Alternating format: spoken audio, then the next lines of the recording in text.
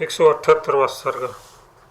इस सर्ग में अमृत निराकार चित्त द्वारा समृत साकार जगत के परिचालन में युक्ति वर्णन पूर्वक इंद्वाख्यान से जगत अमृत चिन्मात्र ही है, यह सिद्ध किया गया है। धर्म आदि अमृत होने के कारण परलोक में मृत देह के कारण नहीं हो सकते। ये कथन सुनकर अमृत चिदात्मा द्वारा मृत देह आदि के चालन में युक्ति की जिज्ञासा कर रहे श्री रामचंद्र जी उनकी अनुपत्ति दिखलाने के लिए भूमिका बांधते हैं। श्री रामचंद्र जी ने कहा, भगवान त्रैलोक्य में मृत और अमृत भेद से दो प्रकार से पदार्थ है, जिनमें से कुछ सप्रतीत मतलब आपस में टकराने वाले हैं और कुछ अप्रतिघत मतलब आपस में न टकराने वाले हैं। भाव यह है कि यहाँ पर मृत अमृत ब्रह्म रूप से दिखलाया गया विभाग अभिष्ट नहीं है, किंतु प्रतिघात की योग्यता और प्रतिघात की अयोग्यता रूप उपाधि द्वारा कृत विभाग अभिप्राय है। फूल, कपास, रुई, मक्खन आदि अत्यंत कोमल पदार्थ कठिन शिलाओं की नाई प्रतिघात के टक्कर के योग्य नहीं है, अतः उनमें कोई अमृतता न समझ जाए, इसलिए सप्रतिघ अप्रतिघ आदि विशेषणों से के तात्पर्य का अलग अलग लक्षणों से उद्घाटन करते हैं। यहाँ फिर अप्रतिघ उन्हें कहते हैं जो परस्पर टकराते नहीं है और सप्रतिघ उन्हें कहते हैं जो परस्पर टकराते हैं। इसी बात को लोक प्रसिद्ध से स्पष्ट कराते हैं। लोक में सप्रतिघ पदार्थों का तो परस्पर टकराना दिखलाई देता है, किंतु अप्रतिघत रूप किन्हीं पदार्थों का किंचित भी आपस में टकराना नहीं दिखाई देता। उनमें संवेदन नाम से प्रसिद्ध जो पदार्थ है वह अप्रतिघ ही है, क्योंकि चंद्रमा का निरीक्षण कर रहे पुरुष के यहाँ से नयन रश्मियों का अनुगमन करने वाले चित्त के साथ चित्त उपहित संवेदन चंद्रमंडल में बिना आघात के टक्कर के ही गिरते हैं, इसलिए वे अमृत है। ये सभी चंद्रदर्शियों द्वारा अनुभूत होता है। यदि कहिए कि आपका ये आक्षेप प्रबुद्ध दृष्टि से है अथवा अप्रबुद्ध दृष्टि से है, प्रथम पक्ष में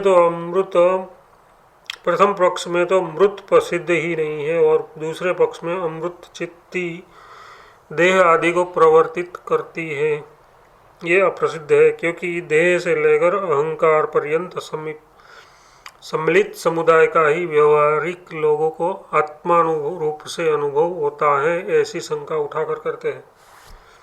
कहते हैं अब अर्ध प्रबुद्ध लोगों के दूसरी तीसरी भूमिका के बीच के लोगों के संकल्प विकल्प रूप द्वैत से पर कल्पित इस जगत को मानकर मैं आक्षेप करता हूँ। बौद्ध दृष्टि से परिशिष्ट चिन्मात्र मानकर आक्षेप नहीं करता हूँ। यद्यपि आशय में स्थित मूर्त वायु प्राणवायु ही प्रवेश और निर्गम रूप वृत्तियों से शुद्ध होकर देह को प्रवृत्त करता है, ये कहा जा सकता है। तथापि ये प्रभु उसमें प्रवेश निर्गमनमयी मोक्षोभ कौन पैदा करता है, ये मुझसे कहने की कृपा कीजिए। यदि कहा जाए कि जीव रूप चिदाभास ही प्राणवायु का क्षोभ पैदा करेगा, तो उस पर कहते हैं जैसे बोझ ढोने वाला बोझ को ढोता है परिचालित करता है, वैसे ही अमृत चिदाभास समृत प्राण आदि देह पर्यंत इस भार को परिचालन कैसे कर सकता है। यदि अमृत संवेदन मात्र चिदाभास प्राणादि देहांत अमृत पदार्थ को व्याप्त कर संचालित कर सकता है, तो पुरुष के केवल संकल्प संवित से पर्वत क्यों नहीं चलता। जैसे बाहर का वायु लोहार की धोनी में भीतर प्रवेश करने और बाहर निकलने से धोखे की को चलाता है, वैसे ही प्राणवायु में भी कंठनाली के छिद्र के संकोचन और विकास से अनुमित अपने प्रवेश और निर्गम से देह आदि का चालकत्व प्रत्यक्ष है। हृदय आदि प्रवेश में भी यूं ही उनकी संचालकता समझनी चाहिए। यो श्री वशिष्ठ जी गूढ़ अभिप्राय से समाधान करते हैं। श्री वशिष्ठ जी ने कहा, वत्स श्री रामचंद्र जी, देह में हृदय में स्थित नाड़ी जब संकोच और निकास को प्राप्त होती है तब प्राण गले के छेद से बाहर आता है और भीतर जाता है। जैसे छिद्र में रहने वाले यानी छिद्रवान सकल द्रव्यों के अंदर संचार करने वाला वायु बाहर स्थित लोहार की आजीविका की साधनभूत धोकनी में प्रवेश करता है और बाहर निकलता है, वैसे ही वायु प्रवेश और निर्गम के हृदय में स्पंदन पैदा करता है। श्री रामचंद्र जी ने कहा, भगवान जैसे वह बाहर स्थित धोकनी को लोहार उनके संकोच और विकासों से युक्त करता है, वैसे ही भीतर स्थित नाड़ी को कौन परिचालन करता है। भाव यह है कि यद्यपि वायु परिचालन करता है तथापि लोहार आदि चेतन से अधिष्ठित घोकनी में ही वह उस तरह स्पंदन पैदा करता है, अन्यत्र नहीं करता। इसलिए चेतन को ही अचेतन के नियत व्यवहार चेष्टा में निमित्त अवश्य करना चाहिए। यदि प्रश्न हो कि 101 हृदय की नाड़ियां हैं, इस श्रुति में चारों ओर फैली हुई 100 नाड़ियां सुनी जाती हैं। 100 नाड़ियों की प्रत्येक शाखा से 72 नाड़ियां निकलती है और यूं हजारों नाड़ियां होती है। उनमें व्यान नामक वायु का संचार होता है। उस सकल नाड़ियों में व्यान वायु के संचार को देहादि के संचलन में निमित्त मानो तो सदा ही सर्वांग का संचालन होना चाहिए। एक हस्त पाद आदि का व्यापार नियत नहीं होना चाहिए। यदि कहिए एक अंग का उद्यम न होने में 100 की 100 नाड़ियां उस अंग में एक हो जाती है।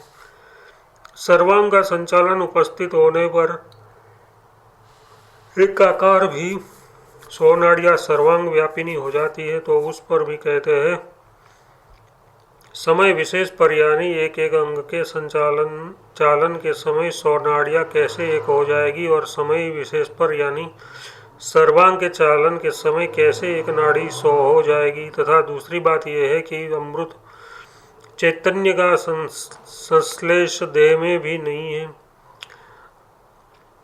आध्यासिक संबंध तो काष्ठ लोष्ट आदि में भी तुल्य है, इसलिए उन्हें भी सचेतक कहना चाहिए। और वह कैसे संभव है? लोक में जंगम पदार्थी क्यों स्पंदन युक्त होते हैं? वृक्ष लता काष्ठ पाषाण आदि स्थावर वस्तु यदि चेतन है तो उसमें स्पंदन क्यों नहीं होता? वह देह के समान भोग के उपयोग से चमत्कृत भी क्यों नहीं होती? नियंत्रण करने वाले कुम्हार आदि से अधिष्ठित चक्र आदि की तरह नियत काल में ही स्पंदन वाली क्यों नहीं होती है? ये मुझसे कहने की कृपा कीजिए। कार्य कारण की स्वामिनी भोग करने वाली जीव संविद का जिसमें अनादि प्रवाह से प्राप्त काम कर्म और वासना से प्रयुक्त तादात्म्य अध्यास है, उसके चालन में आध्यासिक स्वात्मात्मकशाली प्राण के संश्लेषण से ये स्वतंत्र है, अन्य जगह परतंत्र है। इस तरह की व्यवस्था है। यो मूढ़ अभिप्राय से वशिष्ठ जी उत्तर देते हैं।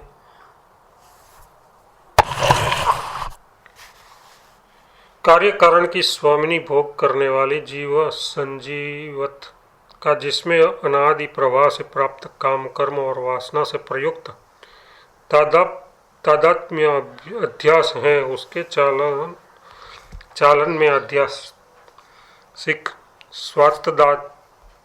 स्वात्तद्वायकशाली प्राण के संश्लेषण से वह स्वतंत्र है, अन्य जगह परतंत्र है। इस तरह की व्यवस्था है। यो गूढ़ अभिप्राय से वशिष्ठ जी उत्तर देते हैं। जैसे बाहर लोहार धोकनी को संचालित करता है, वैसे ही जीव संविद अंदर अंतर्वेष्टन को हड्डी समूह को संचालित करती है।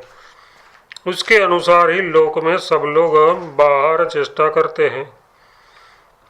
श्री रामचंद्र जी ने कहा, हे मुनिवर, शरीर में स्थित वायु, ऐतड़ी आदि सब कुछ साकार है, उसको अप्रतिघ निराकार जीव संवित कैसे संचालित करेगी, ये मुझसे कहने की कृपा कीजिए। यदि अप्रतिघाताकार संवित सप्रतिध रूप देह आदि का संचालन करेगी, तब तो दूर स्थित भी जल प्यासे पथिक की इच्छा से स्वयं ही आ जाएगा। यदि सप्रतिघ और अप्रतिघ पदार्थों का परस्पर संश्लेषण हो, तब तो इच्छा ही बाहर बोलना, लेना देना, विहार आदि करेगी। फिर कर्मेंद्रियों से कहाँ पर क्या होगा। हे मुनिवर, जैसे सप्रतिघ मतलब प्रतिघात योग्य और प्रतिघात के अयोग्य का बाहर संपर्क नहीं है, वैसे ही भीतर भी उसका श्लेषण नहीं है, ऐसा मैं मानता हूँ। अर्थात बाहर इनका श्लेषण न होने पर भी भीतर श्लेषण हो, ऐसा मेरा मत नहीं है। इस प्रकार आपके समाधान में दी गई युक्तियों का खंडन हो जाने पर अन्य युक्तियाँ आप दीजिए। खंडित युक्तियों को ही बार बार मत दोहराइए, अथवा आप योगीराज हैं, आपको स्वयं जैसे इसका अमृत का ही मूर्त के संपर्क का जो लोक में अत्यंत अप्रसिद्ध है, योग बल से जिस उपाय से अनुभव होता है, उसे मुझसे शीघ्र कहने की कृपा कीजिए। इस प्रकार से रामचंद्र जी की ओर से आक्षेप होने पर श्री वशिष्ठ जी पूर्वोक्त गुणाभि संधि वाला उत्तर भी वासनाओं को बाहरी और भीतरी परिच्छेदन रूप भ्रांति मूलक होने से वह अनवस्थाग्रस्त सूक्ष्म विचार करने पर न टिकने वाला है, यूँ श्री रामचंद्र जी उसे समझ गए हैं। पुनः मैं उसको दोहराऊंगा तो श्री रामचंद्र जी उसका अवश्य खंडन करेंगे। यूँ सोचते हुए उस उत्तर की उपेक्षा कर सिद्धांत के अवलंबन से ही एक उक्ति से उसका समाधान करते हैं। श्री वशिष्ठ जी ने कहा, वत्स श्री रामचंद्र जी, सकल संदेह रूप वृक्ष की जड़ तत्व वस्तु का अज्ञानी है। अतः एवं सब वस्तुओं के एकांतानुभव रूप तत्व साक्षात्कार की अनुभूति के लिए उक्त संदेह रूपी वृक्षों की जड़ खोदने वाला, कानों को भूषण के समान आनंद देने वाला ये वचन आप सुनिए। श्री रामचंद्र जी, आपने जो अनेक आक्षेप किए हैं वे लागू हो सकते यदि ये हम प्रपंच को सप्रतिघटित और यथार्थ मानते। हमारे मत में यहाँ कहीं पर भी कोई वस्तु सप्रतिध है ही नहीं।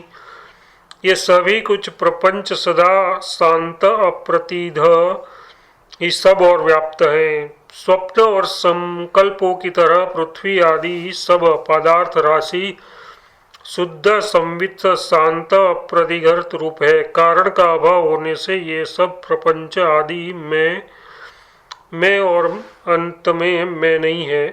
जैसे स्वप्न में स्थित चित्त का पर्वत, नदी, नगर आदि के रूप में भान होता है, वैसे ही वर्तमान सृष्टि भी भ्रांति रूपी है। इसलिए तत्ववेता लोग विवेक, वैराग्य, त्याग, श्रवण, मनन, निधिध्यासन आदि प्रयत्न से साध्य कारणों से वासना सहित मूर्ताकार को हटाकर दुलोक, पृथ्वी, वायु, आकाश, पर्वत, नदी, दिशा आदि रूप जगत को अप्रतिघ बोध मात्र ही जानते हैं। हे श्री रामचंद्र जी, आप अंतःकरण भूत आदि का, मिट्टी, काठ, पत्थर आदि सबको शून्य और चेतन को अशून्य समझिए। चेतन के सिवा अन्य शून्य ही है, चेतन के सिवा अन्य अशून्य ही है। चिन्मात्र ही सर्व जगत है, मृत कुछ भी नहीं है। इस विषय में पूर्वोक्त इंद व्याख्यान को पुनः सुनने के लिए प्रतिज्ञा करते हैं। इस विषय में कानों को भूषित करने वाले इस प्रकार के इंद व्याख्यान को आप सुनिए। मैंने पहले उत्पत्ति प्रकरण में मनोमात्र ही जगत है ये दिखलाने के लिए यह आख्यान कहा था। यहाँ पर चिन्मात्र ही जगत है यो निर्वाण निष्कर्ष के लिए उसे कहता हूँ। प्रस्तुत प्रश्न के पूर्णतया समाधान रूप प्रबोधन जैन भेद से भी इसकी पुनरुक्ति दोषावह नहीं है। ये कहते हैं प्रस्तुत प्रश्न के बोध के लिए फिर भी उसे आप सुने, जिससे कि यह सब पर्वतादि जगत अमृत चित्त ही है, इस प्रश्न का समाधान आपको विदित हो जाएगा। उत्पत्ति प्रकरण में वर्णित ही आकार प्रकार से युक्त किसी जगत जाल में तपस्या और वेद प्रतिपादित आचार विचार का आधारभूत इंदु नाम से प्रख्यात कोई ब्राह्मण हुआ। उसके ब्रह्मांडवर्ती आकाश के 10 दिक्तट्टों की तरह महानों और सज्जनों के आस्पदभूत आश्रयभूत महात्मा महाशय 10 पुत्र हुए। जैसे 10 के मध्य में 11वें भगवान रुद्र महाप्रलय में अंतर्ध्यान हो प्राप्त होते हैं, वैसे ही उन 10 का पिता इंदु कालवश अंतर्ध्यान को प्राप्त हो गया। उसकी अनुरागावर्ती भार्या ने वैंध्य के कष्टों से जैसे तारा रूपी चंचल नेत्र वाली अनुरागवर्ती लालिमा पूर्ण संध्या दिन का अनुगमन करती है, वैसे ही उसका अनुगमन किया। उसके वियोगजन्य दुख से व्याप्त हुए उसके उन पुत्रों ने उनका और्ध्वदेहिक संस्कार कर लोक व्यवहार का परित्याग कर समाधि के लिए वन का मार्ग पकड़ा। धारणाओं में से विषय विशेष आकारित मन की स्थिरता रूप धारणाओं में से किम विषेणी किसी में बाधी गई धारणा उत्तम सिद्धि देने वाली होगी। हम लोग यत् स्वरूप होकर सबके अधिपति हो जाएंगे, ऐसा विचार कर उन 10 ने वहां निर्विघ्न कंदरा के मध्य में पद्मासन बांधकर यह विचार किया, ब्रह्मा से अधिष्ठित सकल जगत की धारणा से ब्रह्मा से अधिष्ठित सकल जगत के आकार से आकारित मन की स्थिरता रूप धारणा से स्थिर निश्चल हुए हम लोग बिना किसी विघ्न बाधा के ब्रह्माधिष्ठ जगत रूप हो जाएंगे। ये सोच विचार ब्रह्मयुक्त जगत की धारणा से निमिलित नेत्र कमल वाले वे चिरकाल तक चित्रलेखित ऐसे बैठे रहे। इसके पश्चात जब पूरे 18 महीने तक ब्रह्मा सहित जगत की धारणा में बधे हुए चित्त वाले में वे मन के अन्य वृत्ति धारण द्वारा उससे च्युत न होकर स्थित रहे, तब उसके शरीर सुख कर हड्डी हड्डी हो गए। मांसाहारी जीव नोच नोच कर उसके अवयवों को खा गए, अतः एवं प्रकाश द्वारा नष्ट किए गए छाया भाग की तरह उसके शरीर वहाँ पर नष्ट हो गए। मैं ब्रह्मा हूँ, मैं ये जगत है, मैं ये भुवनों से पूर्ण सृष्टि हूँ। यो ध्यान कर रहे उनका महान काल व्यतीत हुआ। उसके पश्चात ध्यान के परिपाक से देह रहित वे 10 चित्त पृथक पृथक 10 ब्रह्मांड रूप जगत बन गए, क्योंकि जैसा पुरुष का ध्यान होता है वैसा ही बन जाता है। ये बात तक्रतु न्याय से प्रसिद्ध है। इस प्रकार इंद्रवों की चित्त ही इच्छा बनकर पूर्ण जगत बन गई। आकार से रहित अत्यंत निर्मल रूप ही ये स्थित रही, यानी अपने स्वभाव के कुछ त्याग से जगत नहीं बनी, किंतु निर्मल चित्त स्वभाव रूप से ही स्थित रही। यो सब जगतों की संविदता सिद्ध हुई। जगतों के संविद रूप होने से उसके वे भूमि पर्वत नदी आदि सभी को आप चिदात्म ही जानिए। यदि उनका 10 प्रकार का त्रिजगत जाल चिदात्मक नहीं है तो क्रियात्मक है, आप ही कहिए। वह संविदाकाश शून्यत्व मात्र ही है, उससे अन्य नहीं है। जैसे तरंग जल के भी सिवा अन्य कुछ नहीं है, वैसे ही अचल आदि संवित वृत्ति के सिवा अन्य कुछ नहीं है। ऐन्द्रव जगतों की तुल्यता प्रस्तुत जगत में भी समझनी चाहिए। ऐसा कहते हैं जैसे आकाश में चिन्मयी ये ऐन्द्रव जगत है, वैसे ही इन प्रस्तुत जगतों में भी काठ, ढेले, पत्थर आदि चिन्मयी है। जैसे इंद्रियों के संकल्प जगता को प्राप्त हुए, वैसे ही ब्रह्मा का ये संकल्प भी जगता को प्राप्त हुआ है। इसलिए ये पर्वत, पृथ्वी, वृक्ष, बादल, आकाश आदि पंच महाभूतों ये सब कुछ चिन्ह मात्र ही विस्तृत है। जैसे उन इंद्र जगतों में सब कुछ चित्त ही था, वैसे ही यहाँ पर भी वृक्ष चित्त है, पृथ्वी चित्त है, धूलोक चित्त है, आकाश चित्त है और पर्वत चित्त है। कहीं पर भी अचित्त संभव नहीं है। चिन्मात्र आकाश रूप कुम्हार द्वारा अपने शरीर रूपी चंचल घूम रहे चाक में अपने शरीर रूपी मिट्टी से इस सृष्टि की रचना निरंतर क्यों की जाती है? कुतः यो असंभावना की युक्ति सृष्टि का मिथ्यात्व जताने के लिए है। इस कथन से कथम सचेतना ते काष्ठलो, इस प्रश्न का भी समाधान हो गया। इस आशय से कहते हैं, संकल्प से विरचित सृष्टि में यदि पत्थर चेतन नहीं है तो इस सृष्टि में ढेले, पत्थर, चट्टान आदि क्या है, ये कहिए। अनुभव, स्मृति और स्मृतिजनक संस्कार, इच्छा और कृति ये सब संविद विशेष अर्थ विषयक है। इनके अंदर अर्थ प्रतीति होता है और ये अपने अंदर अभिव्यक्त चिन्मात्र को ही धारण करते हैं, जड़ पदार्थ को धारण नहीं करते, अतः एवं अर्थ चिद्रूप ही है। हम इस बात पर पहले ही विचार कर चुके हैं कि अर्थ शून्य कल्पनाओं की अन्य ही स्थिति है और तत्व के अवगाहन के चमत्कार से शोभित होने वाली कल्पना आदि का अन्य ही चमत्कार है।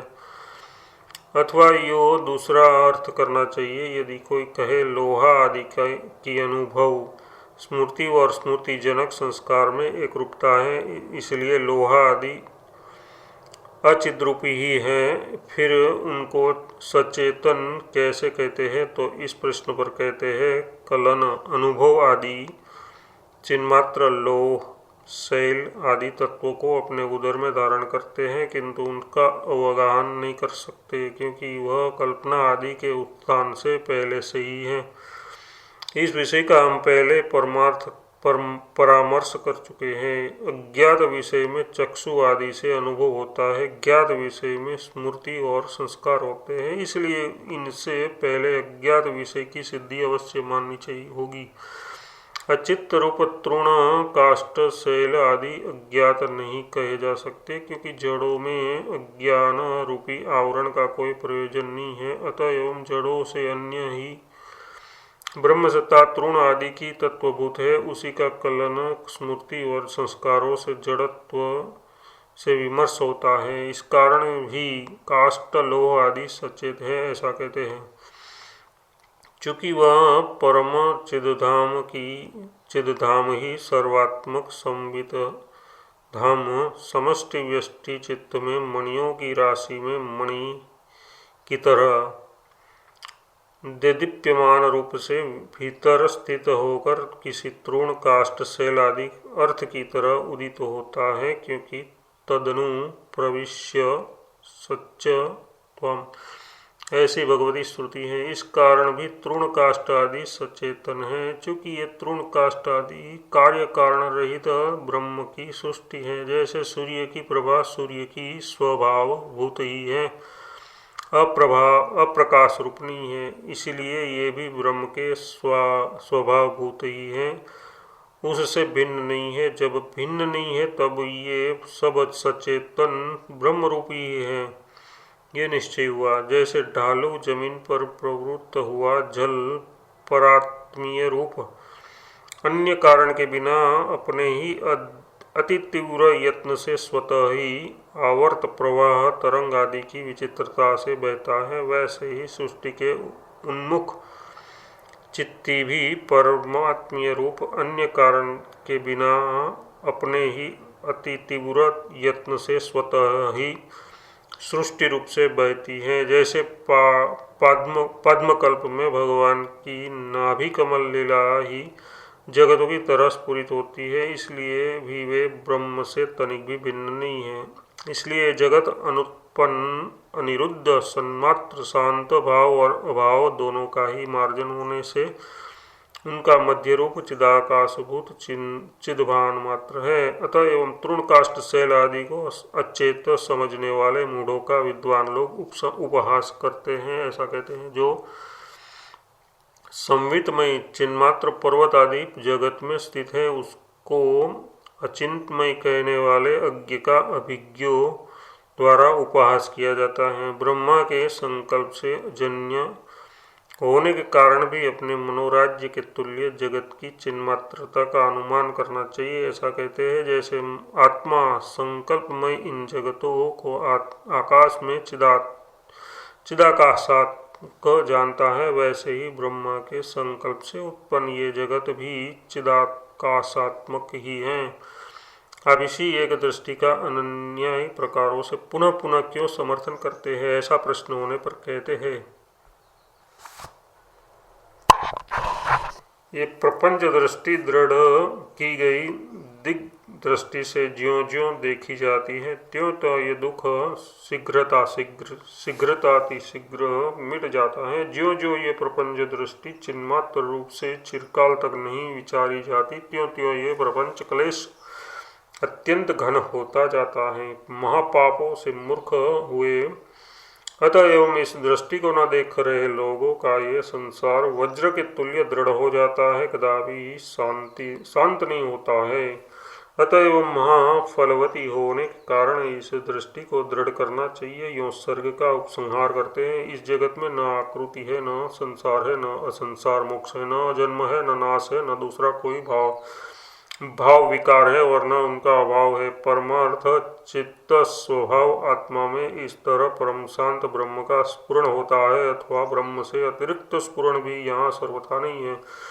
यदि कोई कहे कि स्फुरण के भी अभाव में ब्रह्म कैसे स्थिर रहता है, तो इस पर कहते हैं, यद्यपि वह ब्रह्म स्फटिक के स्तंभ की नाई आकाश रहित अनेकों दृष्टि रूपी पुतलियों की राशि से भरा हुआ है, तथापि उसमें जगत रूपी लताएं, उनकी चोटियाँ, उनकी जड़, उनकी रचनाएं और उनकी जड़ों का भूमि में प्रवेश ये सब अलभ्य है। वह आदि अंतविहीन है, काल से भी उसके जन्म और नाश नहीं होते, वह पूर्ण रूप से अत्यंत निर्मल है। ऐसा वह चिदानंद केश घन नित्य केवल्य रूप स्थित है। यही जब अमुक्त रूपी संसारी था, तब उसके असंख्य हाथ चारों ओर से भरे थे, असंख्य आँख, कान, सिर, कंठ, उदर, पैर आदि अंग थे। मुक्त रूप तो आत्माकाश रूप, सुस्तंभ रूप, सन्मात्र, अज मौनम ये में ही हो गया। इसलिए फिर विकल्पों से कोई प्रयोजन नहीं है। 178 वर्ष